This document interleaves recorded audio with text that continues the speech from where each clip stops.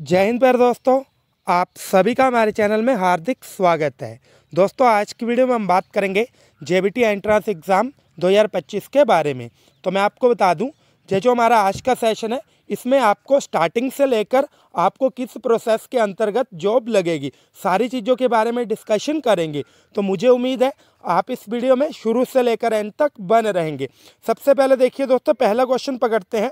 पहला क्वेश्चन ये है, आपको सरकारी सीट किस तरह से मिलेगी। मैं आपको बता दूं दोस्तों, ये जो आपका 29 मई को आपका एंट्रेंस एग्जाम ऑर्गेनाइज करवाया जाएगा, उसके बिहाफ पे जो भी आपकी मेरिट बनेगी, ठीक है। सबसे पहले मैं आपको बताना चाहूँगा यहाँ पे आपके जो क्वालिफाई मार्क्स है वो कितने हैं। तो मैं आपको बता दूं, अगर आप रिजर्व कैटेगरी से बिलोंग करते हो यानी कि SC ST OBC वगैरह कैटेगरी से बिलोंग करते हो तो आपकी पासिंग मार्क्स जो है वो 45 है।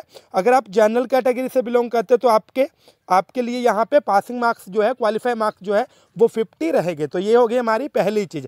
अब देखिए दोस्तों, यहाँ पे अगर हम बात करें पिछले साल की कट ऑफ के बारे में, तो पिछले साल जनरल कैटेगरी की अगर हम बात करें, किसी कैंडिडेट्स के 60 मार्क्स भी थे, उसको भी ईजिली जो आपकी सरकारी सीट है वो मिल गई थी। अगर हम बात करें प्राइवेट सीट की, तो दोस्तों प्राइवेट सीट्स उन सभी कैंडिडेट्स को मिल जाती है जिनका कि ये जो एग्ज़ाम है वो क्लियर हो, ठीक है। अगर आपके रिजर्व कैटेगरी के 45 मार्क्स है, इसके अलावा अगर आपके जनरल कैटेगरी से 50 मार्क्स है, तो आपको 100% प्राइवेट सीट मिलेगी। यहाँ पे जो पूरी गेम है वो रहती है सरकारी सीट की, ठीक है दोस्तों। अब देखिए दोस्तों, सबसे बड़ा क्वेश्चन, सरकारी और प्राइवेट सीट में क्या फ़र्क है। क्या ऐसा तो नहीं है कि अगर आपका सरकारी नंबर पड़ा या आपने सरकारी जेबीटी करी तो आपको पहली प्रेफरेंस मिलेगी। तो मैं आपको बताना चाहूँगा दोस्तों, ऐसा कुछ भी नहीं है। बहुत सारे ऐसे कैंडिडेट्स हैं जो कि इस चीज़ को लेके कंफ्यूज रहते हैं।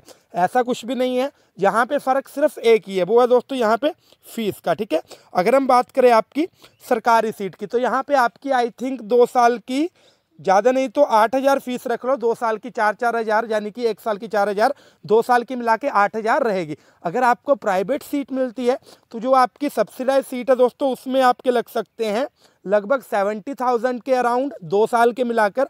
और जो आपकी सब्सिडाइज नॉन सब्सिडाइज सीट्स है उसमें दोस्तों आपके लग सकते हैं लगभग 80,000 रुपीज़, ठीक है, दोनों सालों के मिला के। तो ये मैंने आपको लमसम एक आइडिया बता दिया है कि इस तरह से सरकारी और प्राइवेट सीट का फ़र्क रहता है, ठीक है। तो ये चीज़ हो गई आपकी क्लियर। अब देखिए दोस्तों, बहुत सारे ऐसे कैंडिडेट्स हैं जो कि अभी से मेरे को मैसेजेस कर रहे हैं कि सर हमने तैयारी करनी है, आप अपना जो बैच है वो कब से स्टार्ट करेंगे। तो मैं आपको बताना चाहूँगा, हम 8 फरवरी से अपना जो बैच है उसको स्टार्ट कर रहे हैं। अगर आप भी हमारे साथ तैयारी करने में इंटरेस्टेड हो तो आपने क्या करना है, हमारी जो एप्लीकेशन है उसको डाउनलोड करना है। आपको गूगल प्ले स्टोर पे मिल जाएगी। एप्लीकेशन का नाम है HP एग्ज़ाम्स विद जेरी। इसके अलावा दोस्तों मैं आपको एक चीज़ और बताना चाहूँगा, आप हमारा व्हाट्सएप जो ग्रुप है उसको भी ज्वाइन करके रखिएगा। आपने क्या करना है, मुझे मैसेज करना है 8219699057। तो दोस्तों मैं आपको एक चीज़ और बताना चाहूँगा, यहाँ पे जो हमारे पहले 50 कैंडिडेट्स हैं, पहले जो हमारे 50 सब्सक्राइबर्स हैं जो कि हमारा बैच खरीदेंगे, जो अपनी इनरोलमेंट करेंगे, उनके लिए पर मंथ फीस आपकी रहेगी 500। इसके अलावा जो बाकी के कैंडिडेट्स हैं, जो आफ्टर 50 कैंडिडेट्स आ रहे हैं, उनकी 600 रहेगी। तो यहाँ पे आप सभी के लिए ऑफर है जो कि आपने क्रैक करना है, ठीक है। अभी देखिए दोस्तों, यहाँ पे हम आपकी जो तैयारी है इस तरह से करवाएंगे कि ईजिली आपको सरकारी सीट मिल जाए, ठीक है दोस्तों। अगर आपको सरकारी सीट लेनी है तो आपने क्या करना है, या तो अभी से अपनी प्रेपरेशन, अगर आप अपनी सेल्फ स्टडी भी करना चाहते हैं, मैं ये नहीं कह रहा कि हमारे साथ ही आपने जुड़ना है, आपको इतनी सी सजेशन है, अगर आप सेल्फ स्टडी भी करना चाहते हो, अगर आप किसी और के साथ भी जुड़ना चाहते हो तो जल्दी से जल्दी जुड़िए, ताकि आपकी जो प्रेपरेशन है वो अच्छे से हो पाए, डीप प्रेपरेशन आपकी हो पाए, ठीक है दोस्तों। अब देखिए दोस्तों, अभी हम आते हैं जॉब पे, है ना।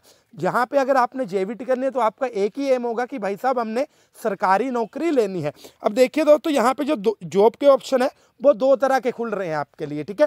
पहला जो ऑप्शन है वो है अपनी स्टेट में, स्टेट वाली जॉब, और दूसरा है वो है हमारी सेंट्रल गवर्नमेंट वाली जॉब, ठीक है, जिसको हम कहते हैं दोस्तों, जैसे सेंटर वाली जॉब आप समझ गए होंगे, है ना, जैसे सेंटर की जॉब्स रहती है, जैसे KBS वगैरह आ गया है ना। इसके अलावा स्टेट की जॉब, जैसे हिमाचल प्रदेश सरकार की जो जॉब्स वगैरह है, इन दोनों में ये जो चीज़ें हैं वो डिफरेंस रहेगा। अब देखिए दोस्तों, सबसे पहले हम पकड़ेंगे आपको जो स्टेट की जॉब है वो किस तरह से मिलेगी। मान लो आपकी जो जेबीटी है 2 साल की वो कंप्लीट हो गई, आपने एंट्रेंस टेस्ट क्लियर कर लिया, आपको चाहे सरकारी सीट मिली चाहे प्राइवेट सीट मिली, कोई इशू नहीं है, सिर्फ फीस का ही फ़र्क है।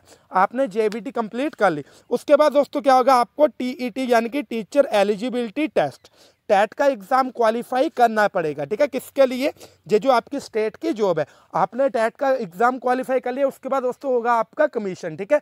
जो आपको जॉब है वो कमीशन के आधार पे मिलेगी। यहाँ पे जो आपका टैट है वो जस्ट क्वालिफाई नेचर का रहता है, जिसमें अगर हम बात करें रिजर्व कैटेगरी यानी कि SC ST OBC, उनको क्लियर करने के लिए 82 मार्क्स चाहिए होते हैं, और जो आपकी जनरल कैटेगरी है उनको क्लियर करने के लिए 90 मार्क्स चाहिए होते हैं। यहाँ पे इसका कोई भी इशू नहीं है कि आपके 145 आ रहे हैं, इतने आ रहे हैं। यहाँ पे दोस्तों जो आपका टैट है वो जस्ट आपने क्वालिफाई ही करना है।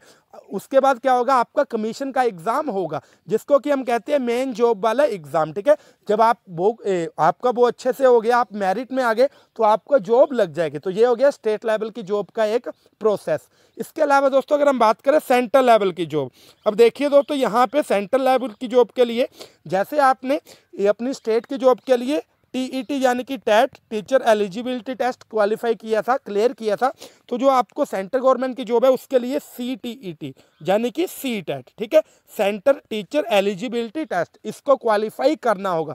मैं आपको बताना चाहूँगा ये जो आपका CTET है ये आपके स्टेट टेट से ईजी रहता है। जो CTET है उसमें आपकी जो चीज़ें हैं वो पेडागोजी से रिलेटेड रहती हैं, ठीक है, लेकिन जो आपका स्टेट टेट है इसमें ज़्यादा ही आजकल डीप चीज़ें पूछी जा रही है। तो इन दोनों में यही डिफरेंस है। इसके अलावा दोस्तों जब आपका ये जो CTET है इसमें भी सेम ही प्रोसेस है। अगर आप रिजर्व कैटेगरी से बिलोंग करते हो 82 मार्क्स है, जनरल वालों के लिए 90 है, तो सेम ही प्रोसेस रहेगा।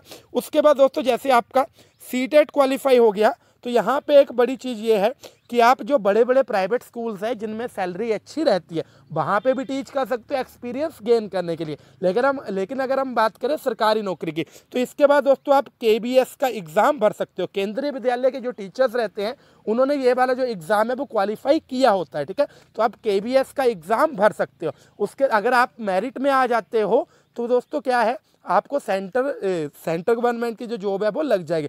अब मैं ये नहीं कह रहा कि ये सब चीज़ें बहुत ही ईजी है, भाई साहब आपको ही पता है, मैंने आपको जस्ट एक गाइडेंस दी। मेहनत आपको करनी है, कंपटीशन आपको भी पता है आजकल किस लेवल का हो रखा है। तो ऐसा नहीं मैं कह रहा कि ये जो चीज़ें हैं ऐसे मेरे बोलने से इतने ईजिली हो जाएंगे।